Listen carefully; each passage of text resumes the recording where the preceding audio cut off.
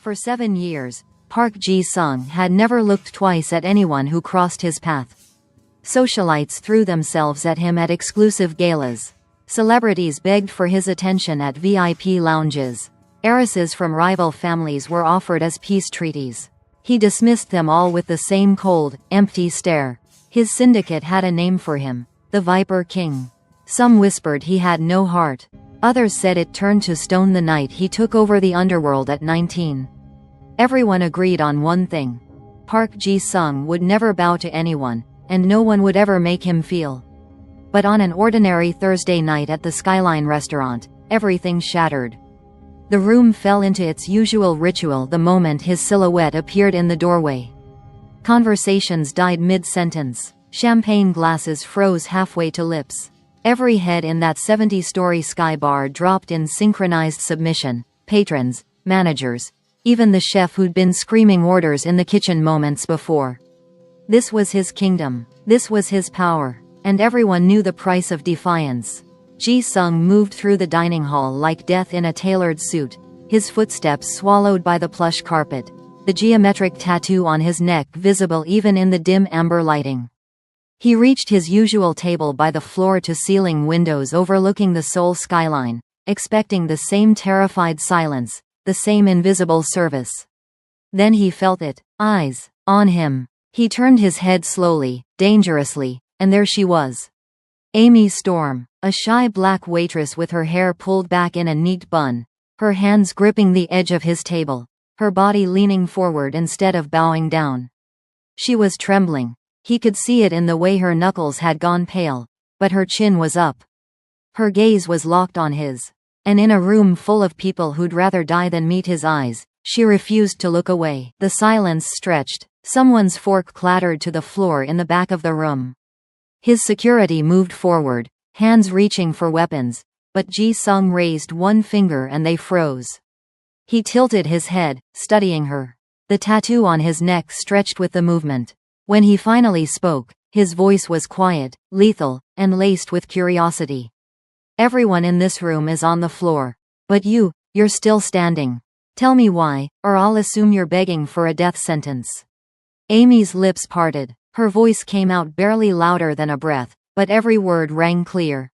I only bow to God. The room held its breath. Ji-sung's eyes narrowed, and for the first time in 7 years, something cracked inside the ice. He didn't kill her. He didn't even raise his voice. He just leaned back in his chair, pulled out a roll of cash thick enough to choke on, and tossed it onto the table. Then he stood, buttoned his suit jacket, and walked to the door.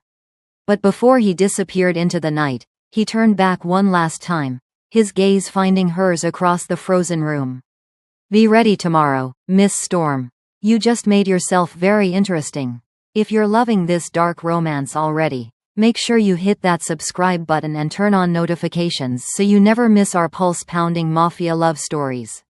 Drop a comment and tell me, are you team, she should run, or team, she should stay? The silence that followed Amy's words felt like the moment before an execution. Ji-sung's guards moved as one, 3 men in black suits with violence written in their body language. The closest one, a man with a scar bisecting his left eyebrow, reached for Amy's arm. His fingers were an inch from her wrist when Ji-sung's voice cut through the air like a blade. Stop. The guard froze. Everyone froze. Ji-sung hadn't raised his voice, hadn't even moved from his seated position, but the single word carried absolute authority. The kind of authority that came from years of making examples out of people who disobeyed. He stood slowly, deliberately, his movements controlled and predatory. The tailored black suit didn't hide the lean, dangerous build beneath it. He was tall, taller than Amy had realized, and as he approached, she could see the intricate details of the tattoo that crawled up his neck.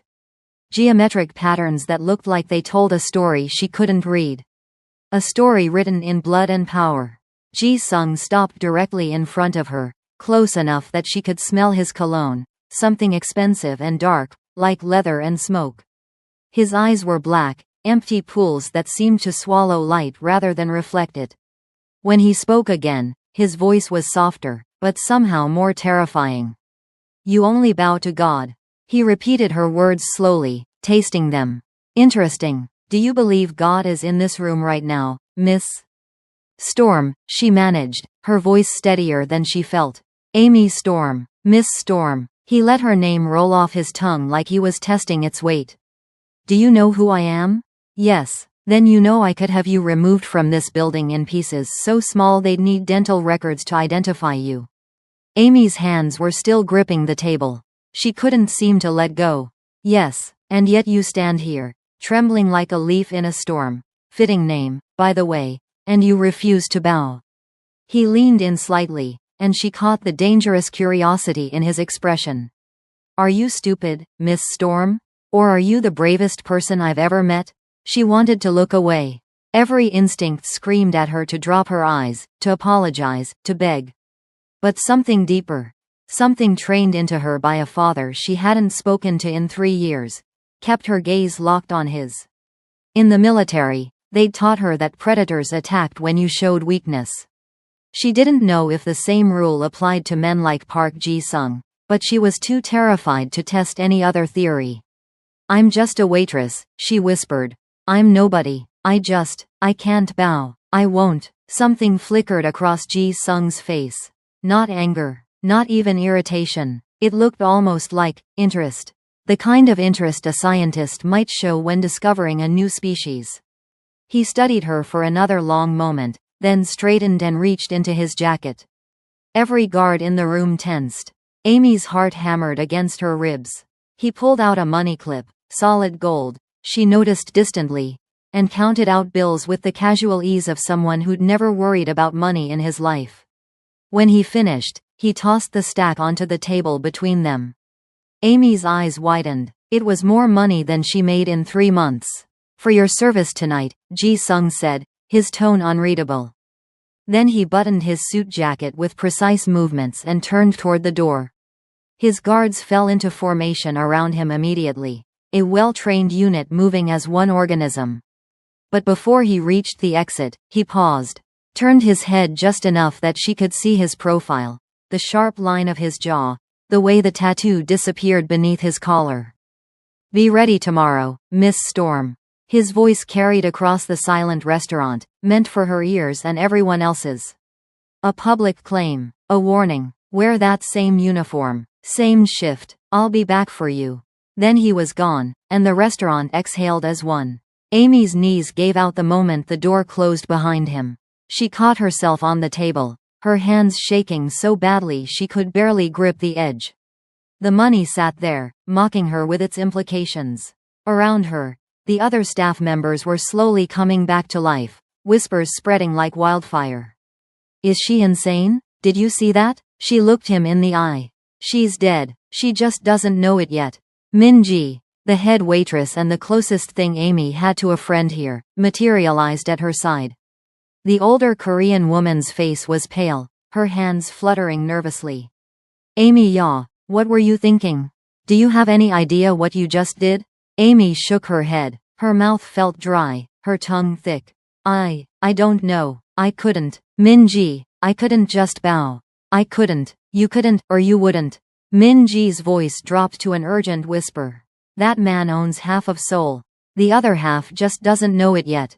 People who displease him disappear, Amy.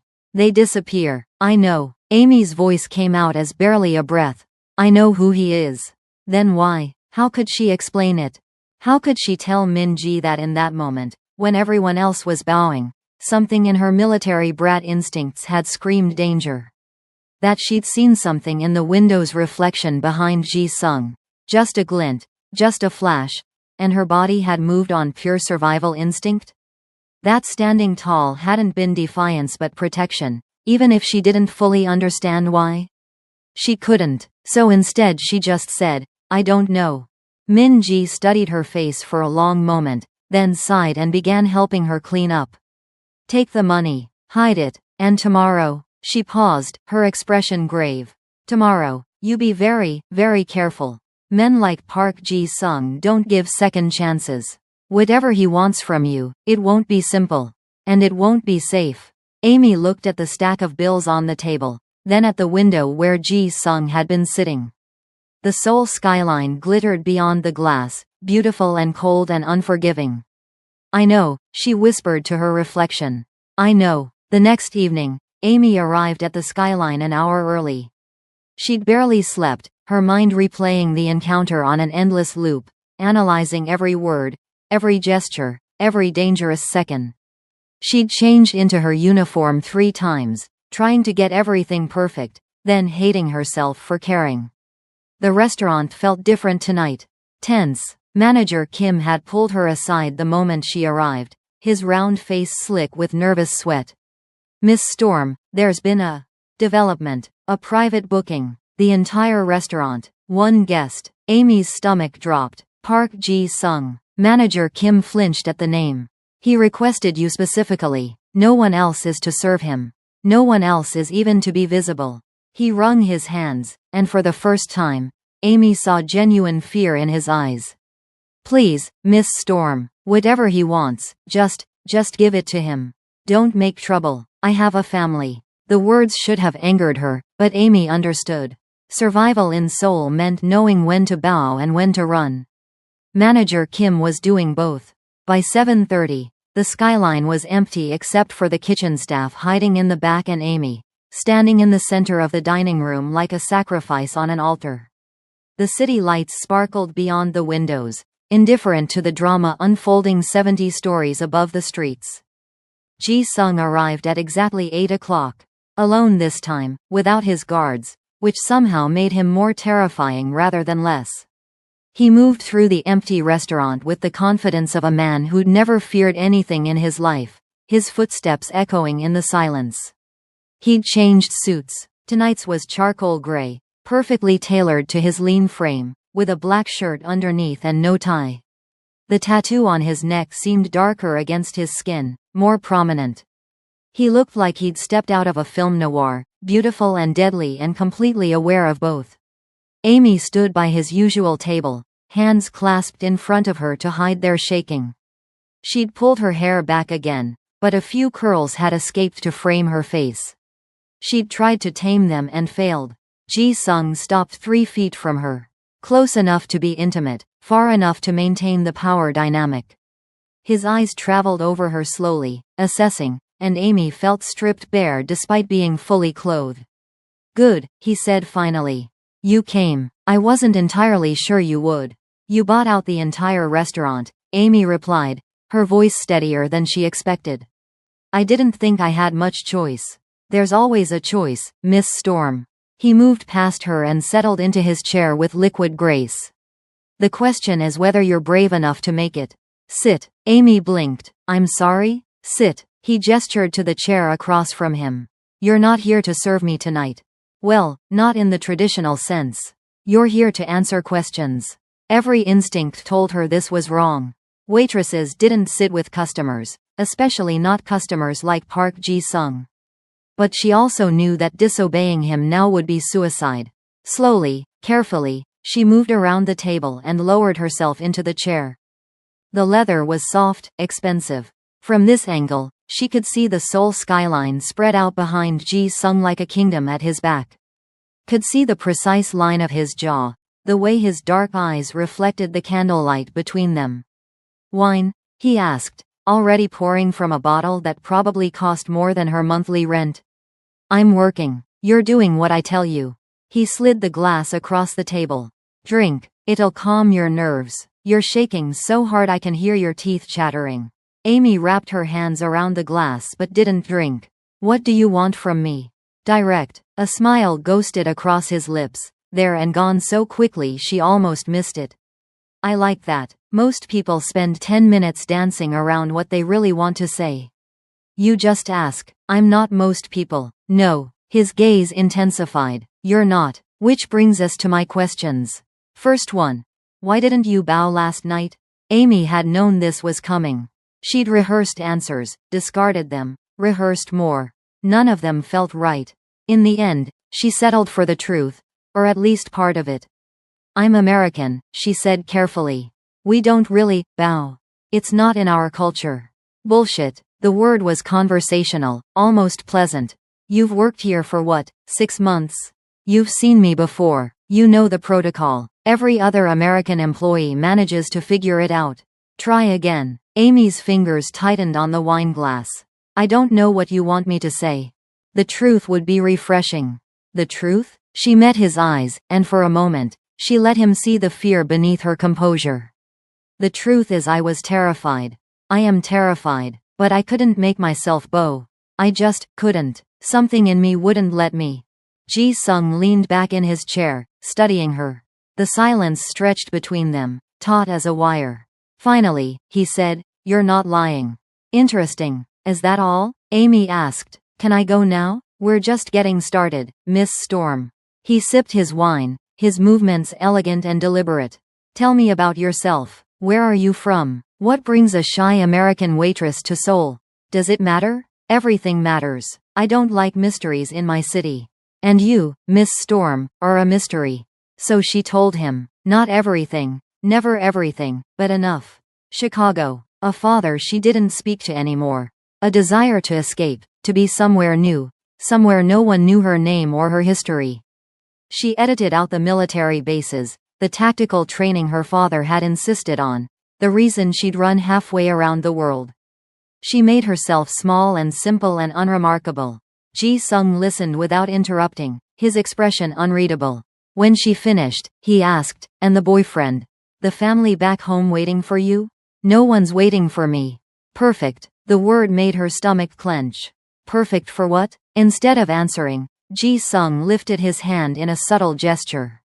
A door opened at the back of the restaurant, and a waiter emerged. Not anyone Amy recognized. Carrying plates of food that smelled incredible. He set them down without making eye contact with either of them, then disappeared as quickly as he'd come. "Eat," Ji-sung commanded. "You look like you've been living on convenience store meals." "I have been. I know. I had you investigated." Amy's fork froze halfway to her mouth. "You what?" "I know your address. I know you work 2 jobs. This one and teaching English to elementary students on weekends. I know you send money back to someone in the States every month, though my people couldn't figure out who. I know you don't have friends, don't date, don't do anything except work and sleep." He cut into his steak with precise movements. "I know everything about you, Amy Storm. Except the one thing that matters. Which is, why you really didn't bow." The food turned to ash in Amy's mouth. She set down her fork carefully. "I told you. You told me a partial truth. I've been lied to by professionals, Miss Storm. You're not one of them, but you're holding something back." He leaned forward, and the candlelight cast shadows across his face that made him look almost demonic. "Here's what's going to happen. You're going to finish this meal. You're going to answer my questions. And at the end of the night, you're going to walk out of here and go home, and you're going to think very carefully about whether you want to keep lying to me.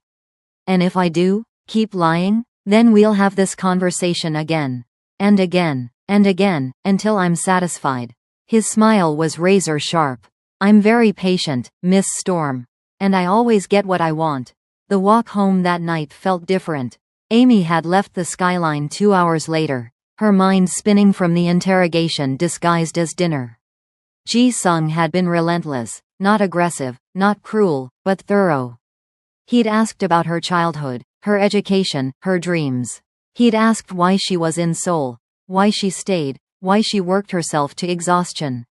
And through it all, she'd felt the weight of his attention like a physical thing. Like being studied under a microscope by something that was trying to decide whether to dissect you or preserve you. The streets were quieter at this hour, the neon signs reflecting off wet pavement from an earlier rain. Amy pulled her jacket tighter and walked faster. The subway station was only 3 blocks away. 3 blocks through one of the safer neighborhoods in Seoul. She'd walked this route 100 times. So why did the space between her shoulder blades itch like she was being watched? She told herself she was being paranoid. That the evening with Ji-sung had put her on edge. That the shadows weren't actually moving, and the footsteps behind her were just echoes of her own. But when she turned onto the narrow street that led to the subway entrance, she knew she wasn't alone. There were 3 of them. Men in dark clothing that blended with the shadows, their faces obscured by baseball caps pulled low. They didn't run. They didn't need to. They just walked toward her with the casual confidence of predators who knew their prey was trapped. Amy's training kicked in before her conscious mind could catch up. She assessed her surroundings in a split second. Narrow street, no witnesses, delivery trucks parked on one side creating a blind spot. The subway entrance was 50 yards ahead, but they were closer. Running would just make her a moving target. Her father's voice echoed in her head. When you can't run, you make yourself too expensive to kill. Lost? The lead man's Korean was accented, harsh. Japanese, maybe, or Chinese. Pretty girl like you shouldn't walk alone. Amy backed up a step, putting one of the parked trucks at her back so they couldn't surround her. Her hand slipped into her purse, fingers closing around her keys, the only weapon she had. She threaded them between her fingers the way her father had taught her. I don't want trouble, she said in Korean, keeping her voice steady. I just want to go home. Too late. The man smiled, and it was the smile of something that enjoyed causing pain. You made trouble the moment you caught his attention. Ji-sung's little pet, our boss sends his regards. They moved as one, practiced and coordinated. Military training, Amy's brain supplied distantly. Or at least professional. The lead man went for her arms while the other two flanked her sides. She got one solid hit in, keys raking across the lead man's face, drawing blood, before they had her. Pain exploded in her side as someone's fist connected with her ribs. She gasped, tasting copper, and tried to break free. But there were too many of them, and they were too strong, and her training was years old and never meant for real combat. The lead man grabbed her hair, yanking her head back hard enough to make stars explode across her vision. Should have bowed when you had the chance, he hissed in her ear. Now you're a message. Then several things happened at once. A sound like thunder. No, not thunder, an engine. A black Mercedes screeching around the corner, headlights blinding. The men holding Amy froze for one crucial second, and that second was all Ji-sung needed. He was out of the car before it fully stopped, moving with a speed and precision that was almost beautiful. Amy had seen violence before, bar fights, domestic calls on military bases, training exercises, but she'd never seen anything like this. Ji-sung was a weapon. Pure and simple, he moved like something trained for exactly this kind of combat, every movement economical and devastating. The first man went down with a crushed windpipe, not even a scream, just a wet gurgling sound. The second tried to pull a knife and lost 3 fingers for his trouble, Ji-sung breaking them backward with casual brutality. The lead man, the one who'd been holding Amy, tried to use her as a shield. Big mistake. Ji-sung's expression didn't change, didn't even flicker, as he grabbed the man's wrist and twisted. The sound of bones breaking was loud in the narrow street. The man screamed and released Amy, stumbling backward. Ji-sung caught her before she fell, one arm wrapping around her waist to steady her. With the other hand, he pulled a gun from inside his jacket, a sleek, matte black thing that looked like it cost more than a car, and aimed it at the lead man's head. Who sent you? His voice was conversational, almost bored. The man was crying, cradling his broken wrist. Fuck you. Ji-sung shot him in the knee. The sound was deafening in the enclosed space, echoing off the buildings. The man collapsed, screaming, and Ji-sung stepped over him like he was trash on the sidewalk. I'll ask once more. Who sent you? Dragon Head. The man sobbed. Dragon Head clan. They said to send a message. That you're getting weak. That the foreign girl makes you soft. Weak. Ji-sung repeated the word like he was tasting something foul. Then he looked down at the man with something that might have been pity if it had come from anyone else. Tell your boss that his message was received. And tell him that if anyone touches her again, I'll burn his entire operation to the ground and salt the fucking earth afterward. He shot the man in the other knee. Then, almost gently, he turned to Amy. Can you walk? She nodded, not trusting her voice. She was shaking again, worse than before, and she couldn't seem to stop. Ji-sung's arm was still around her waist, solid and steady, and she hated how much she wanted to lean into it.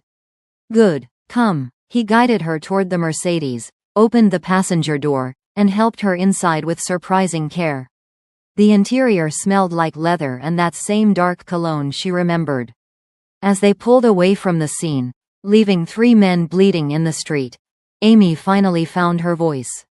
You killed him. The first one. He's dead. Yes. You didn't even hesitate. Ji-sung glanced at her, his expression unreadable in the dashboard lights.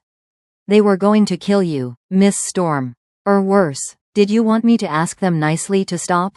No, she pressed her hand to her side where she'd been hit, wincing. I just didn't expect you to come. I was having you followed. He said it casually, like it was the most normal thing in the world. After last night, I knew there might be complications. I was right, you were having me followed. Amy repeated slowly. Since when? Since you refused to bow. He turned the car onto a larger street, heading away from her neighborhood. You became interesting, Miss Storm. And interesting things in my world tend to attract danger. So this is my fault? No. His voice went cold. This is the Dragon Head clan's fault. And they'll pay for it. But you. He paused, seeming to choose his words carefully. You're in it now, whether you want to be or not. Amy leaned her head back against the seat, closing her eyes. She could still hear the sound of bones breaking, of that man screaming. Could still feel Ji-sung's arm around her waist, protecting her with the same body that had just dealt death with casual efficiency. Where are we going? She asked finally. Somewhere safe. I'll have a doctor look at your ribs. Then we'll talk. About what? Ji-sung's hands tightened on the steering wheel. About the debt you now owe me, Miss Storm. I saved your life tonight. In my world, that means something. The somewhere safe turned out to be a penthouse apartment in Gangnam that probably cost more than Amy would make in 10 lifetimes. All glass and steel and modern minimalism, with a view of Seoul that made the Skyline restaurant look like a cheap knockoff. The doctor, an older woman who asked no questions and said even less, confirmed that Amy had bruised ribs but nothing broken. She left pills and strict instructions to rest, then disappeared as silently as she'd arrived. Amy sat on a cream-colored couch that probably cost more than a car, holding an ice pack to her side, while Ji-sung poured drinks at a bar that looked like it belonged in a high-end hotel. He'd taken off his suit jacket and rolled up his sleeves, revealing forearms corded with lean muscle and marked with more tattoos. Here, he handed her a glass of something amber. Whiskey. It'll help with the pain. I have the pills. Humor me. She took the glass. The whiskey burned going down, but it did help, or at least, it helped her stop shaking. Ji-sung settled into the chair across from her, his own glass cradled in one hand, and studied her with that same unsettling intensity. You handled yourself well, he said finally. Most people would have frozen. You fought back. Lot of good it did me. You're alive. That counts for something. He sipped his drink. Where did you learn to fight like that? The key technique was clever. Amy's hands tightened on her glass. Self-defense classes. Every girl should take them. Bullshit. The word again. Conversational and absolute. That was military training. CQC basics. You threaded those keys like someone taught you how to make a weapon out of anything. He leaned forward. Who trained you, Amy? She wanted to lie, wanted to deflect, but she was tired, and in pain, and she'd already danced around the truth too many times tonight. My father. He was military, special forces. He made sure I could defend myself. And where is this father now? I don't know. We don't talk. She met his eyes. Is this another interrogation? Because I thought you said I could rest. This is me understanding what I'm dealing with. Ji-sung set down his glass. You're not just a waitress, Amy Storm. You're trained. You're observant. You saw those men coming before they got close enough to be a real threat. That takes skill. It also didn't save me. No, I did. He stood, moving to the window to look out at the city. Which brings us to the debt.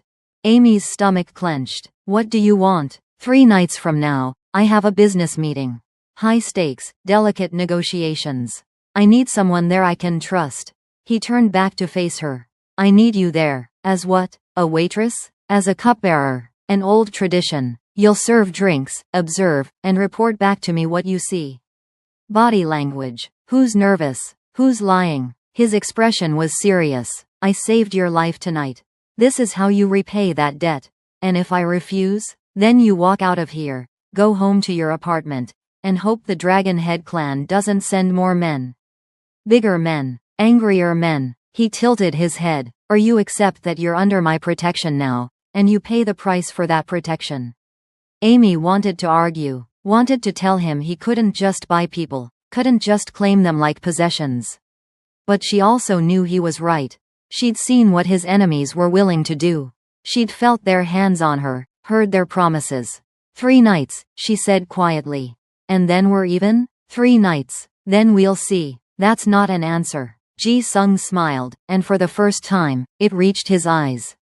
No, Miss Storm, it's not. The business meeting was held in a private room at one of Gangnam's most exclusive clubs. The kind of place that didn't have a name, just a location that everyone who mattered knew. Amy arrived in a different uniform this time, something Ji-sung had provided. A traditional Korean hanbok in deep blue silk, modified to be more formal, more decorative. She felt like a doll, dressed up and put on display. Ji-sung met her at the entrance, and she barely recognized him. Gone was the modern suit. Tonight he wore traditional Korean formal wear, a black hanbok with silver threading that caught the light. With his hair slicked back and the tattoo on full display, he looked like something out of a historical drama. A warrior prince, a king from a bloodier age. You look appropriate, he said, his eyes traveling over her. Good. Remember what I told you. Serve drinks. Watch everyone, especially the man in the gray suit, Park Kwon-soo, my second in command. He's been acting strange lately. And you want me to spy on your own man? I want you to observe. There's a difference. He placed a hand on the small of her back, guiding her inside. And Amy? Whatever happens in there, whatever they say to you or about you, you endure it with grace. Can you do that? She wanted to ask what he meant. Wanted to demand more information. But there was no time. The doors were opening, and beyond them, she could see a room full of men in expensive clothes, drinking expensive liquor, conducting business that would never see the light of day. Ji-sung's hand pressed against her back once, a warning or a reassurance or both, and then they were inside. The meeting was exactly what Amy had imagined and worse. 12 men sitting around a low table, some in modern suits, others in traditional dress. They looked up when Ji-sung entered, and she saw the exact moment they noticed her. Saw the way their expressions changed from respect to confusion to contempt. You brought a foreigner? One of the older men, silver-haired and sharp-eyed, spoke in Korean that was deliberately too fast for most foreigners to follow. And a woman? What is this, Ji-sung? Entertainment? This is my cupbearer, Ji-sung replied smoothly, settling onto his cushion at the head of the table. She serves me exclusively. You have a problem with that, Councilman Lee? I have a problem with you disrespecting tradition, Lee shot back. Cupbearers are chosen from within, not plucked from some restaurant. Amy stood frozen in the doorway, her hands clenched in the silk of her hanbok. She could feel their eyes on her, judging, dismissing. Could hear the whispers that didn't bother to be quiet. She's pretty, at least. Is Ji-sung going soft? First the incident at the restaurant, now this. I heard Dragonhead already made a move on her. Ji-sung's voice cut through the noise like a gunshot. Gentlemen, we're here to discuss the shipment routes, not my personal choices. Amy, pour the first round. She moved forward on legs that felt like water, the traditional lacquered tray heavy in her hands. She'd practiced this. Ji-sung had made her practice, but performing it in front of these men, with their contemptuous stares, was different. She moved from person to person, pouring rice wine with steady hands, keeping her eyes down. Playing the role, but she was watching, always watching, the way Councilman Lee's hand shook slightly when he spoke about the border checkpoints. The way the man Ji-sung had identified as Park Kwon-soo checked his phone 3 times in 5 minutes. The way 2 of the younger men exchanged glances that spoke of shared secrets. The meeting dragged on for 2 hours. Amy's feet ached from standing, her ribs throbbed where she'd been hit, and her face hurt from maintaining a neutral expression while listening to these men discuss her like she was a particularly controversial piece of furniture. But she noticed things. She noticed that Park Kwon-soo never once looked at Ji-sung during the arguments about territory. She noticed that Councilman Lee kept steering the conversation toward Ji-sung's recent instability. She noticed the way several men seemed too comfortable with each other, like they'd been meeting privately. When it finally ended, when the men began to file out in groups of 2 and 3, Amy felt Ji-sung's hand on her elbow. Gentle, but firm, guiding her out a different exit, through a back corridor that led to a private elevator. Neither of them spoke until they were in his car, the doors closed, the tinted windows providing blessed privacy. Amy slumped against the seat, exhausted and humiliated and angry all at once. "I'm sorry," Ji-sung said quietly. She turned to stare at him. "What?" "I'm sorry. They were crueler than I anticipated." He stared straight ahead, his hands on the steering wheel even though the car wasn't moving yet. "You performed well, but I underestimated how much they would resent your presence." "I was decoration," Amy said bitterly. "A trophy. Something for them to ridicule." "You were a test," Ji-sung corrected. "And you passed." "A test of what?" "Of whether I've gone soft." He turned to look at her finally, and something in his expression made her breath catch. "They think you're a weakness, Amy. A crack in my armor. They're wrong, but they don't know that yet. How am I not a weakness? I got attacked because of you. I just spent 2 hours being humiliated because of you. And you survived both," he said. "Which tells me something important." "What?" "That you're stronger than you look." He started the car. "Now tell me what you saw." "Every detail." So she did. She told him about Park Kwon-soo's nervousness, about Councilman Lee's trembling hand, about the private glances and the too comfortable body language. She watched Ji-sung's expression grow darker with each observation, saw the way his jaw clenched when she described certain interactions. "You're sure about Park?" he asked when she finished. "About the phone?" 3 times in 5 minutes, and he kept it in his lap like he was hiding the screen. "He is communicating with someone he does not want you to know about." Ji-sung nodded slowly, then to Amy's surprise he smiled. It was cold, calculating and absolutely terrifying. "Good, that tracks with my suspicions, but suspicion is not proof. Park is a council favorite. I cannot move against him without absolute certainty or I risk a civil war within the organization." "What are you going to do?" "I am going to watch him and I am going to wait for him to make a mistake. The question is, what are you going to do?" "Your debt is paid," Amy stormed. "You did what I asked. You can walk away now.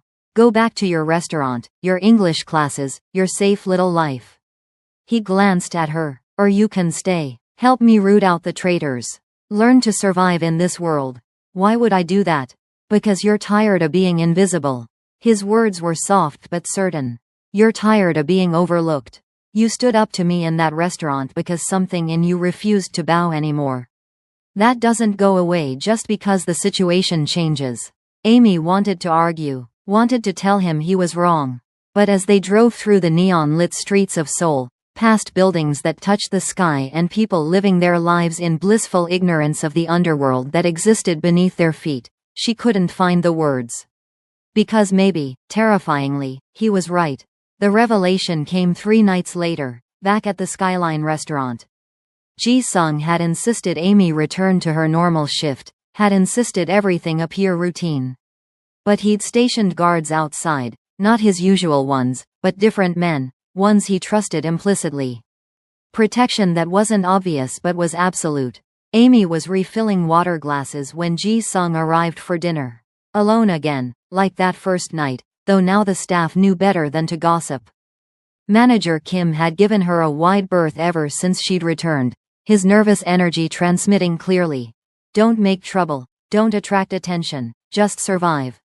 She approached Ji-sung's table with the menu, playing her role. But before she could speak, he said, "Sit. I'm working." Amy, just her name, but weighted with meaning. "Sit." She sat. Ji-sung reached across the table and turned her wrist, revealing the inside of her forearm. His touch was surprisingly gentle, clinical almost, as he traced a faint scar there, something Amy had gotten years ago during training. You have your marks, he said quietly. I have mine. Amy's eyes flickered to the tattoo on his neck, the geometric patterns that had fascinated and frightened her since that first night. What does it mean? You want to know? Something shifted in his expression. Not quite vulnerability, but close. Most people are too afraid to ask. I'm asking. He was silent for a long moment, his fingers still resting against her wrist. The restaurant hummed with quiet conversation around them, but their table felt like an island, separate from everything else. It's a succession mark, he said finally. In the Viper Syndicate, when you take control, you take the tattoo. Each pattern represents a territory, a burden, a responsibility. This one, he touched the spot just below his jaw, is Gangnam. This section is the Port Authority. This curve is the political connections. His voice went flat. I was 19 when they marked me. My father had just been killed. I didn't want it. I wanted to run, to be anywhere else. But you don't refuse this kind of inheritance. Amy found herself leaning forward, drawn in despite herself. So it's not pride. It's a prison. It's both. He met her eyes. I've built an empire with this burden. I've survived challenges that should have killed me 100 times over. But I've never been free. Not for a single day since they burned this into my skin. The honesty in his voice made something in Amy's chest tighten. She'd built an image of Ji-sung as untouchable, inhuman almost. But in this moment, she could see the 19-year-old boy forced to become a king before he was ready. Can I? She hesitated, then pushed forward. Can I see it? Up close? Ji-sung went very still. For a moment, Amy thought she'd overstepped, that he'd shut down or worse. But then, slowly, he leaned forward and tilted his head to the side, exposing the full expanse of his neck. Amy reached out with trembling fingers. The tattoo was intricate, far more detailed than she'd realized. The ink was slightly raised against his skin, marking where the needles had gone deep. She traced the geometric patterns gently, feeling his pulse jump beneath her touch. It must have hurt, she whispered. It did, but pain is part of the ritual. You're supposed to endure it without sound, without flinching. To prove you're worthy. His voice was barely audible. I was terrified. I wanted to scream, but I didn't make a sound. Amy's fingers paused over a particular section, a spiral pattern that seemed darker than the rest. And this? That's for the people I've lost. Every death that happened on my watch. Every betrayal. Every failure. He closed his eyes. It grows heavier every year. Without thinking, Amy pressed her palm flat against his neck, covering the tattoo with her hand. Covering the burden. She felt his pulse racing, felt the heat of his skin, felt the way his breath caught. You don't have to carry it alone, she said softly. That's what you told me. That you needed a partner, not a subordinate. Maybe that goes both ways. Ji-sung's hand came up to cover hers, holding it in place against his neck. When he opened his eyes, they were dark and intense and full of something Amy couldn't name. You're dangerous, Amy Storm, he murmured. More dangerous than any assassin. Because you make me want things I gave up on years ago. Like what? Like trust, like partnership, like something that isn't built on fear. His thumb stroked across her knuckles. You scare me more than the Dragonhead clan ever could. The moment stretched between them, charged with possibility and danger in equal measure. Amy's heart was hammering so hard she was sure he could feel it through her palm. She should pull away, should retreat to safety, should. Her phone buzzed in her apron pocket, shattering the moment. Ji-sung released her hand, and Amy fumbled for the device, grateful for the interruption and devastated by it in equal measure. The message was from Min-ji. Manager Kim needs you in the back. Emergency. Amy showed Ji-sung the screen. His expression hardened immediately, all traces of vulnerability gone. Go, I'll wait here. But when Amy reached the back corridor, she found not Manager Kim but two men in dark suits she didn't recognize. They moved fast, blocking her path, and one of them pressed something cold and metallic against her side. Don't scream, he said in Korean. Don't run, just walk. They took her to a warehouse in Yongsan, one of those anonymous industrial buildings that dotted the area. The kind of place where screams wouldn't carry and bodies could disappear. Amy's training kept her calm on the surface, but inside, she was calculating. 2 guards. 1 door. No windows in the room they'd locked her in. Bad odds. She'd been there for maybe 20 minutes when the door opened again, and an older man entered. Distinguished, silver-haired, wearing a suit that probably cost more than Amy's entire wardrobe. She recognized him immediately from the business meeting. Councilman Lee. Miss Storm, he said pleasantly, as if they'd met at a garden party. I apologize for the dramatic extraction. But we needed to talk, and Ji-sung has become possessive of your time. Amy forced herself to stay seated on the cold metal chair. Forced herself to appear calmer than she felt. If you wanted to talk, you could have called. I don't think you would have come. And I don't think Ji-sung would have let you. Lee settled into a chair across from her, moving like a man with all the time in the world. Let me be direct. You're a complication, Miss Storm. A foreign influence on a man who's already showing signs of instability. The Council of Elders has decided that for the good of the organization, you need to be removed. Removed. Amy kept her voice steady. You mean killed. I mean removed from the equation. What happens after that is up to you. He leaned forward. Here's my offer. You leave Seoul. Tonight, we provide transportation, money, a new identity if you need it. You disappear, and Ji-sung never finds you. In return, you get to live. And if I refuse, then we remove you permanently. And Ji-sung, in his grief and rage, makes mistakes. Costly mistakes. The kind that get him killed by his many enemies. Either way, you're gone. The question is whether you take him down with you. Amy's mind raced. This was a test, had to be. But Lee's expression was sincere, almost sympathetic. He genuinely believed he was offering her a way out. You're wrong about him, she said finally. Ji-sung isn't unstable. He's adapting. And you're afraid of that. We're afraid of what he's becoming, Lee corrected. A man who puts personal attachments above organizational needs. A man who challenges tradition.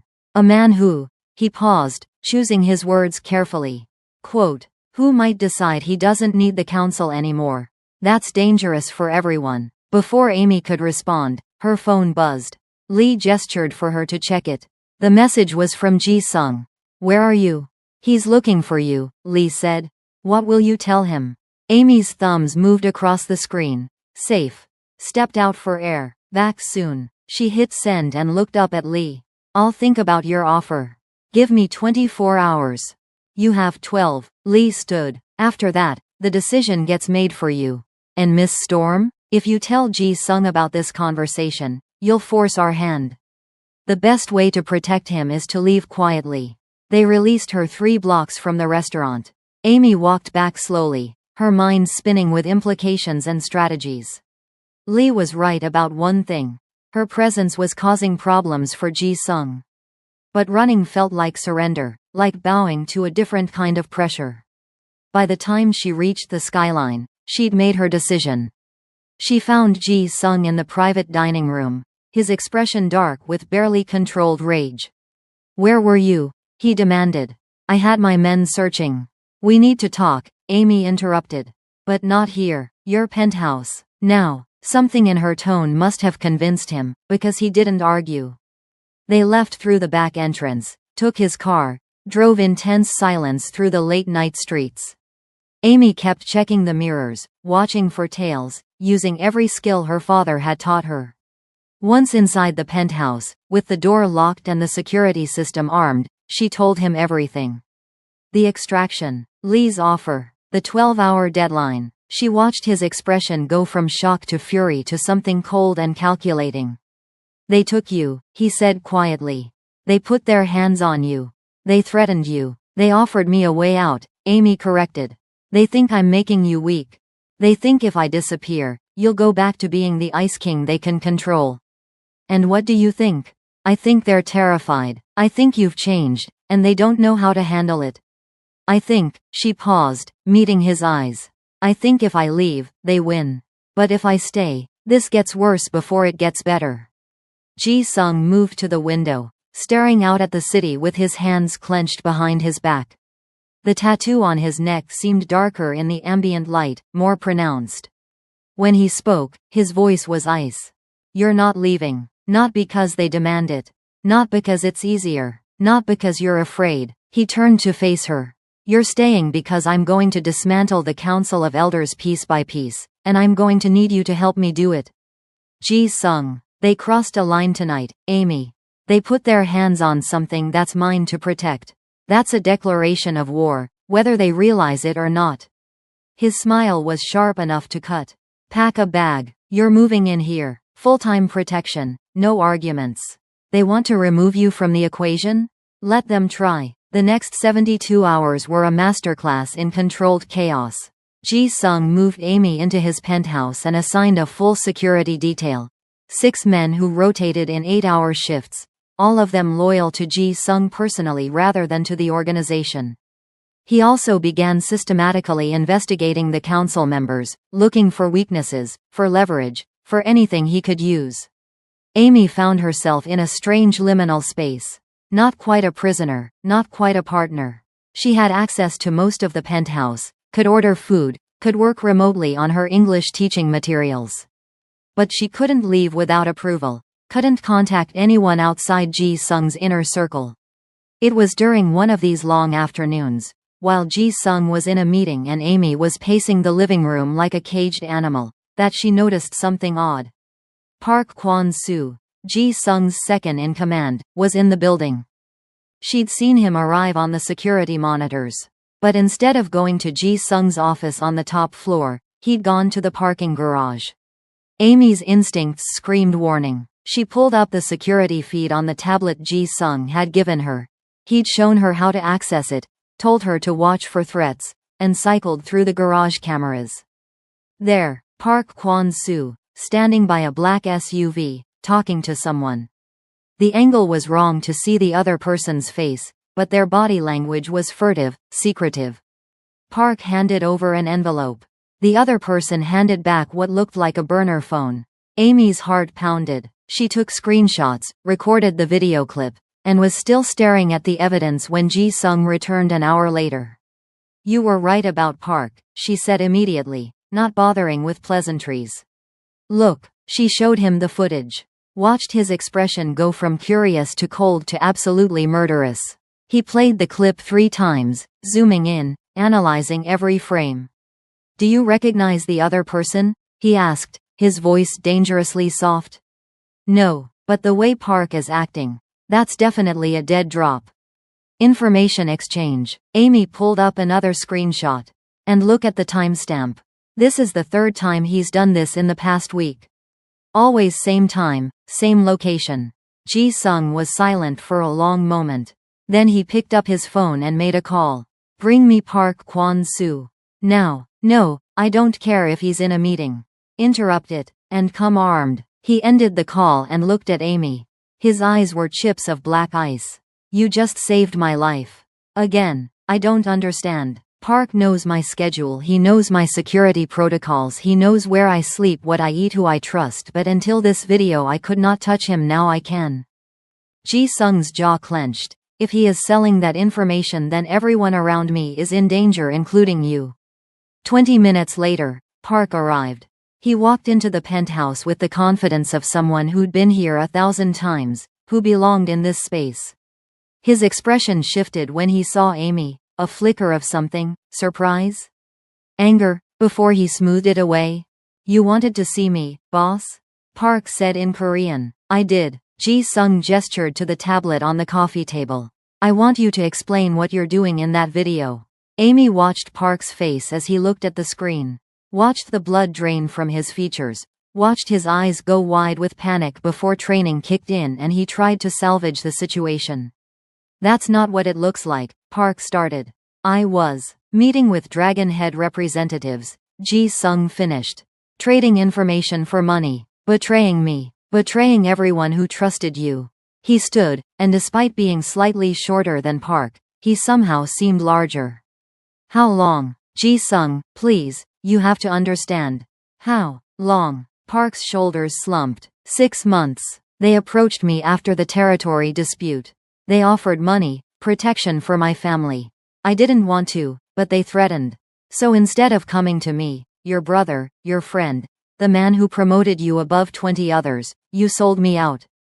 Ji Sung's voice was soft, almost gentle, which made it infinitely more terrifying. You gave them my movements. My plans. You told them about Amy. I didn't have a choice. There's always a choice. Ji Sung pulled a gun from inside his jacket, that same matte black weapon Amy had seen him use in the alley. You made yours. Now live with it. Wait. Amy surprised herself by speaking. Both men turned to look at her. Don't kill him here. You'll have questions. Information you need. It was a delaying tactic, weak and transparent, but Ji Sung seemed to consider it. Finally, he lowered the gun slightly and nodded to his guards. Take him to the warehouse. Get everything he knows. Then, dispose of him. As they dragged Park away, the man begging, pleading, swearing his loyalty, Amy felt sick. She'd just condemned a man to death. Maybe he deserved it. Maybe this was justice in Ji Sung's world. But that didn't make it easier to stomach. You shouldn't have interfered, Ji Sung said once they were alone. I know. He betrayed me. Betrayed all of us. He deserves what's coming. I know that too. Amy wrapped her arms around herself. I've never been responsible for someone's death before. Ji Sung's expression softened fractionally. He crossed to her, and for a moment, she thought he might embrace her. Instead, he just stood close, his presence solid and grounding. You didn't kill him, Amy. I did. You just gave me the information I needed to protect myself. To protect you. His hand came up to cup her cheek. Don't carry his death. He made his choices long before you found that video. But Amy couldn't shake the feeling that she'd crossed a line. That in helping Ji Sung, in staying in this world, she was becoming something she'd never intended to be. The look in Park's eyes as they dragged him away would haunt her. And the worst part? She wasn't sure she regretted it. The argument started 2 days later. Ji Sung had been increasingly paranoid since Park's betrayal, questioning everyone, suspecting shadows. When Amy tried to suggest he reach out to some of his more moderate allies, he'd snapped at her. When she pushed back, things escalated. You don't understand how this world works, Ji Sung said, his voice sharp with frustration. Trust is a luxury I can't afford right now. Everyone is suspect until proven otherwise. Including me? Amy shot back. I'm the one who found the evidence. I'm the one who warned you. But you're treating me like I'm under house arrest. I'm keeping you safe. You're keeping me isolated. She was pacing now, her frustration boiling over. I've been locked in this penthouse for almost a week. I can't work, can't see anyone, can't even walk outside without 6 armed guards. That's not protection, Ji Sung. That's imprisonment. Would you prefer I let you walk into another ambush? Let the Dragon Head clan finish what they started? His eyes flashed. You think I'm being unreasonable? Park was my brother in everything but blood, and he sold me out. How am I supposed to trust anyone after that? By having faith that not everyone is a traitor. Amy stopped pacing, facing him directly. You told me you needed a partner. But partners trust each other. Partners don't lock each other away and make unilateral decisions. Partners also don't question my judgment when it comes to security. Your judgment? Amy laughed bitterly. You mean your paranoia? You're so busy looking for enemies that you can't see the people still trying to help you. The words hung in the air between them, sharp and cutting.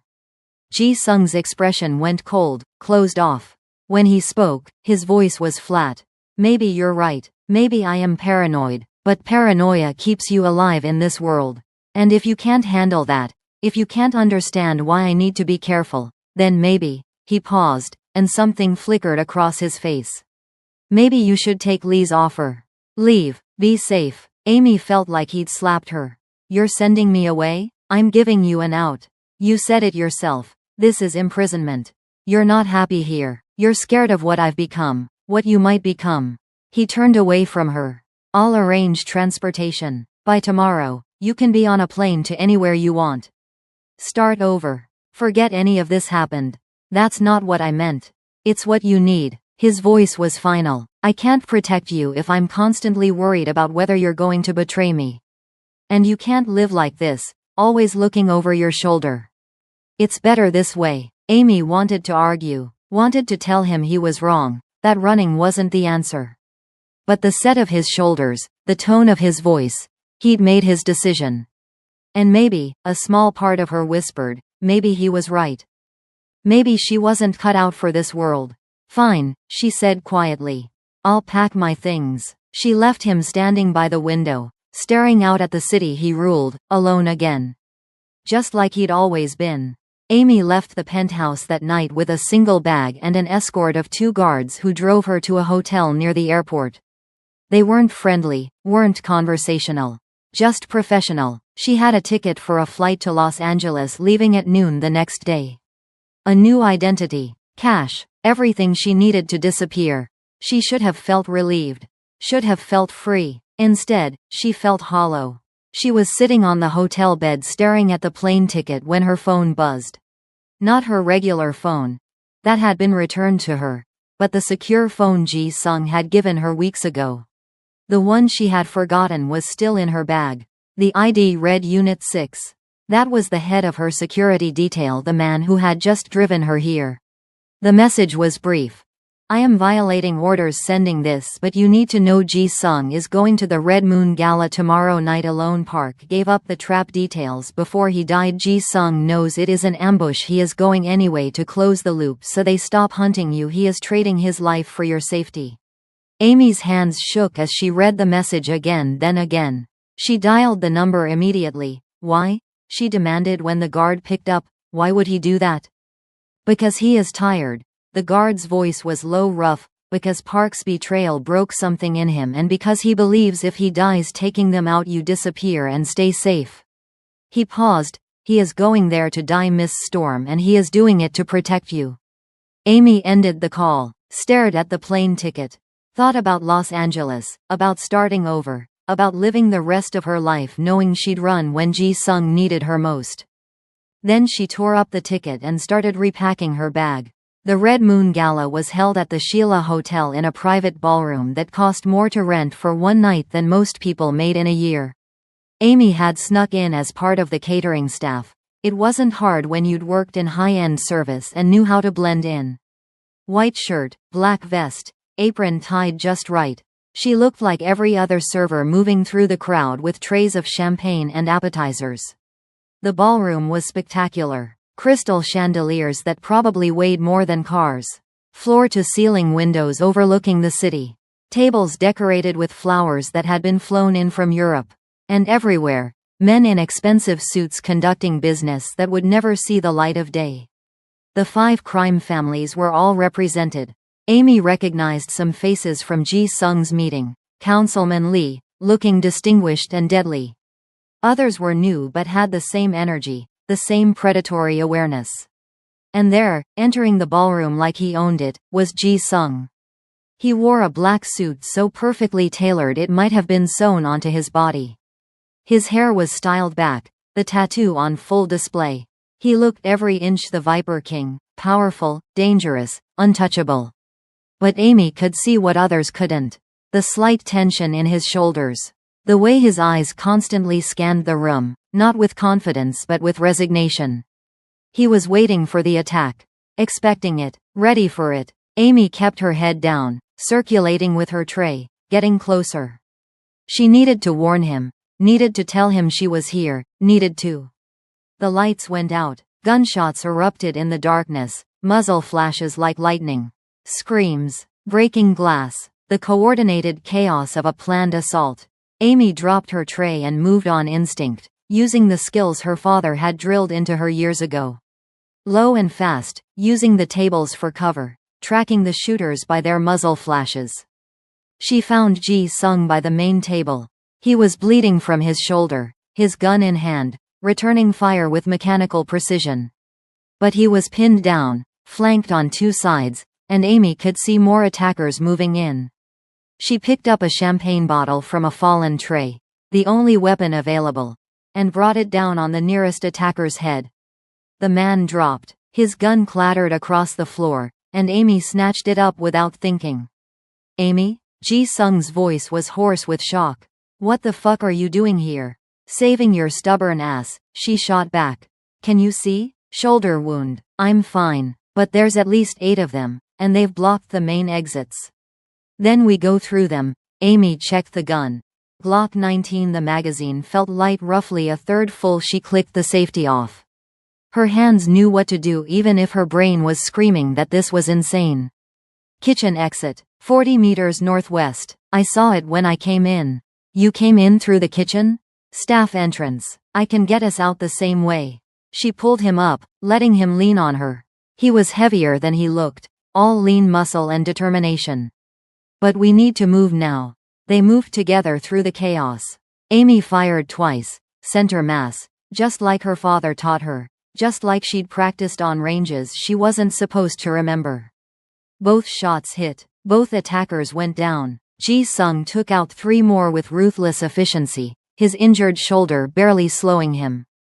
The kitchen was a maze of stainless steel and steam. Amy navigated by memory and instinct. Ji-sung at her back, both of them moving like they'd trained together for years. They burst through the loading dock door into the night air, and for one beautiful moment, Amy thought they'd made it. Then 4 more attackers appeared, cutting off their escape. Well, Ji-sung said, breathing hard, his gun trained on the nearest threat.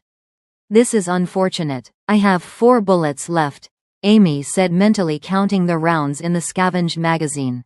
I have 6, he glanced at her. You any good with that thing? My father was a tactical trainer. I grew up on shooting ranges. She steadied her grip. I am good enough. Then prove it. They fought back to back, moving as one unit.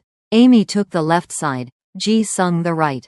Her shots were controlled, precise, shoulder, thigh, center mass. His were brutal and efficient. They moved through the attackers like a machine built for exactly this purpose.